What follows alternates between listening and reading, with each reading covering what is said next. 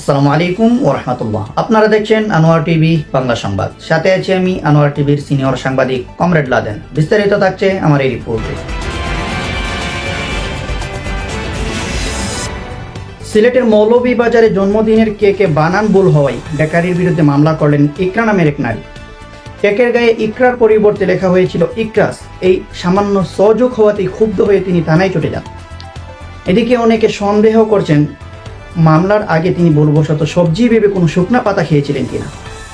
দীর্ঘদিনের অনলাইন যুদ্ধ শেষে অবশেষে মীমাংসার পিড়িতে বসলেন হাসনাত আবদুল্লাহ ও ব্যারিস্টার রুমিন ফারহান। অবশেষে ফকিন্নির ছেলে আর বড় লোকের মেয়ের লড়াইয়ের অবসান ঘটল। বড় বোন হিসেবে খোঁজ খবর নিয়েছেন হাসনাত আবদুল্লাহ, পাশাপাশি উপহার হিসেবেও পাঠিয়েছেন আনোয়ার টিভির মগ। সাইয়ারা মুভির মতোই ঘটালো এক বাস্তব ঘটনা। প্রেমিকার ফোন ব্যস্ত পেয়ে এক যুবক রাগে প্রেমিকার গ্রামের বৈদ্যুতিক তার ও ওয়াইফাই সংযোগ কেটে বিচ্ছিন্ন করে দেন। সব তার কেটে ক্লান্ত হয়ে এসে সে জানতে পারেন ওয়াইফাই নয়, বরং অফারে পাওয়া ইন্টারনেট প্যাক দিয়েই কথা বলছিলেন প্রেমিকা। চিঠি দিবসে শেখ হাসিনাকে ফুল ও চিঠি উপহার দিলেন নরেন্দ্র মোদী। তবে চিঠি ফুলকে কেন্দ্র করে মোদীর দল ও তার সাবেক প্রেমিকার দলের মধ্যে শুরু হয় তুমুল সংঘর্ষ। এতে আহত হন সব জিওয়াইজের জয়।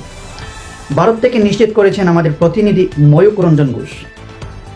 অন্যদিকে পাগলা মসজিদের দান বক্সে চিরকুটে ইয়া আল্লাহ হাসিনাকে সারা জীবন মোদির কাছেই হেফাজতে রাখুন, এমন কোনো লেখা পাওয়া যায়নি। এটি ছিল নিছক একটি গুজব। কেউ গুজবে বিভ্রান্ত হবেন না। আনোয়ার টিভি বাংলা সংবাদ, ঢাকা।